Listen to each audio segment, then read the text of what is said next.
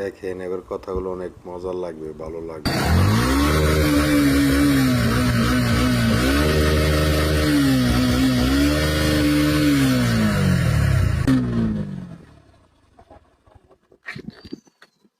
কিও ভাইও, কি অবস্থা, কেমন আছো?